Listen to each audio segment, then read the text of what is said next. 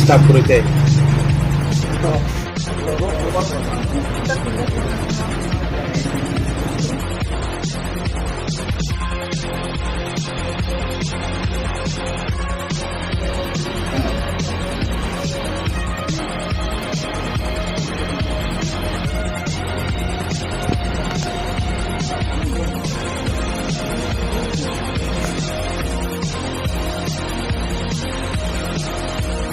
পঞ্চায়েতে এডিসি ভিলেজে কি ঘটনা ঘটেছে, কতজন আহত হয়েছে বা কার দল কি করে আক্রমণ হয়েছে একটু বিস্তারিত হয়ে যাবে। বলতে হচ্ছে যে মিডিয়া বাইকে আমার অসংখ্য ধন্যবাদ প্রশ্ন করার জন্য। খুবই দুঃখের সহিত আমি বলতে হচ্ছে যে গতকাল আমাদের কৃষি পঞ্চায়েতের চেয়ারম্যান সঞ্জিত কর্মা ওনাকে আমাদের বিজেপির কর্মকর্তারা এসে পঞ্চায়েত অফিসে ঢুকে ওদের সাথে পঞ্চায়েত দখলের জন্য এসেছিল। কিন্তু এর আগে একটা ডেট দিয়েছিল বিজেপির নেতৃবৃন্দরা যে আমরা একটা জনপক্ষর হইতে বসে আমরা একটা আমাদের পঞ্চায়েতের উন্নয়নের জন্য কাজ করার জন্য আমরা একসাথে বসে মিটিংয়ের মাধ্যমে আমরা একটা আলোচনা করব। গত সোমবারে ডেট ছিল, আমাদের চিত্রমথল লিডাররা সবাই উপস্থিত ছিলেন এদের সাথে কথা বলার জন্য।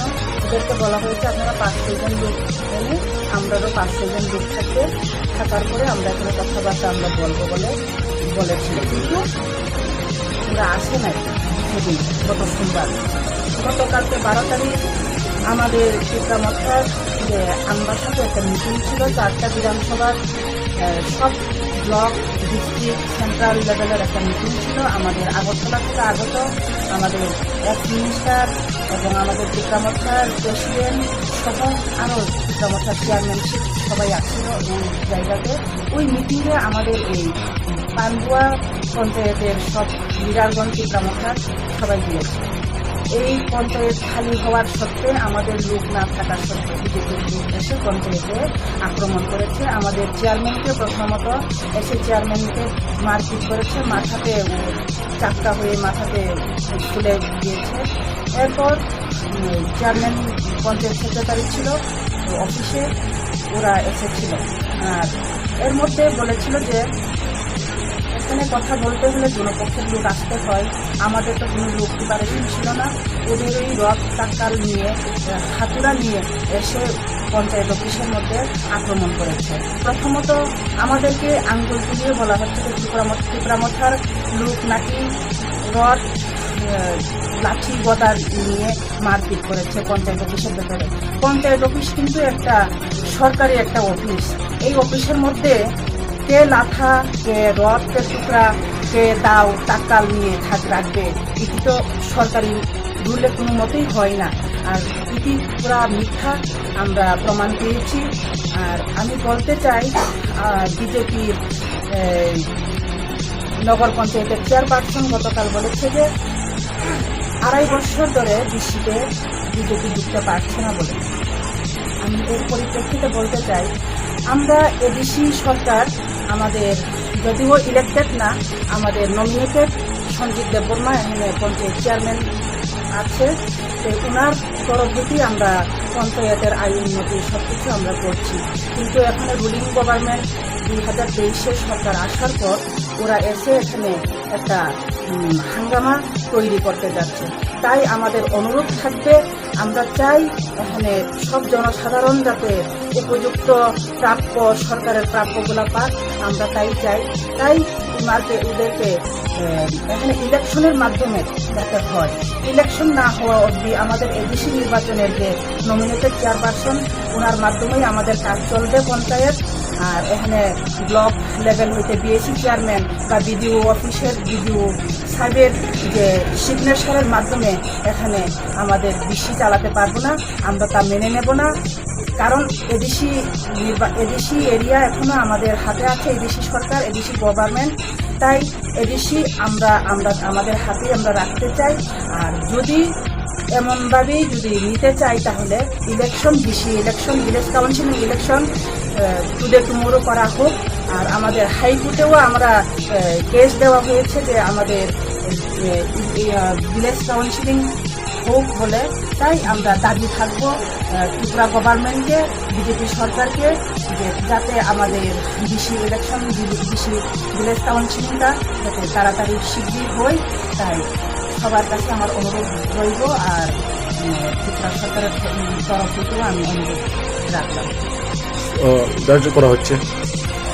আমাদের তরফ থেকে এখনো কোনো কেস করা হয়নি, কিন্তু আমাদের কর্মীরা গতকাল প্রথমত মারপিট হওয়ার কারণ হলো আমাদের চেয়ারম্যান আর মহিলা 2-3 জনকে এখানে তালা বেঁধে রাখা হয়েছিল পঞ্চায়েত অফিসের ভেতরে। পঞ্চায়েত সেক্রেটারিও ছিল, উনি প্রমাণ দেবেন।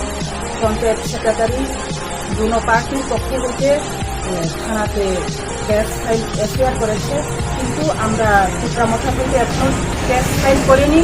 কিন্তু আমরা এখানে শুনতে পেরেছি যে বিজেপির তরফ থেকে যে কেস ফাইল করেছে, তাহলে আমরাও বসে থাকবো না, আমরাও কেস এফআইআর আমরাও করতে যাচ্ছি। কতজন আহত হয়েছে ঘটনায়? আমাদের ত্রিপুরামথার 8 জন লোক আহত হয়েছে। এখন তারা কিরকম পরিস্থিতি? এখন ওদেরকে আমরা নিম্নতর ট্রিটমেন্ট করে এখন যার যার বাড়িতেই আমরা রাখা হয়েছে, একটু সরিয়ে রাখা হয়েছে। কারণ এখানে খুব প্রবলেম দেখা যাচ্ছে যে না, আজকে গতকালকে রাত্রে যেমন তপন দেববর্মা নামে একটা আমাদের ত্রিপুরামথার নেতৃত্ব, যে ওকে কাটিয়ে কুবিয়ে মারা হবে, মারার পর ওর মাংস দিয়ে মদ খাওয়া হবে বলে এখানে জনসাধারণরা বলেছিল। এর জন্য আমরা তারপরেও আমরা পুলিশকে বলেছি, কিন্তু আমরা এখনো এফআইআর করিনি, আমরা অপেক্ষায় আছি। এর মধ্যে ওরা আমাদের ত্রিপুরামথার তরফ থেকে কেস দিয়েছে, 6 জনের নাম দিয়েছে বলে আমরা শুনতে পেরেছি। তাই আমরা এখন আমরাও আমাদের স্টেপ নেব বলে আমরা এই চিন্তাধারা। আজকে আমরা এসে দেখি যে পঞ্চায়েত অফিসটা তালা লাগানো আছে। কিসের কারণে এইসব হয়েছিল? গতকালকের ঘটনার কারণে পঞ্চায়েত অফিসটা তালা মারা হচ্ছে। এইখানেই তো সিকিউরিটি আছে, তারা সিআরপিএফ বসানো হয়েছে, তারপরেও কেন বন্ধ?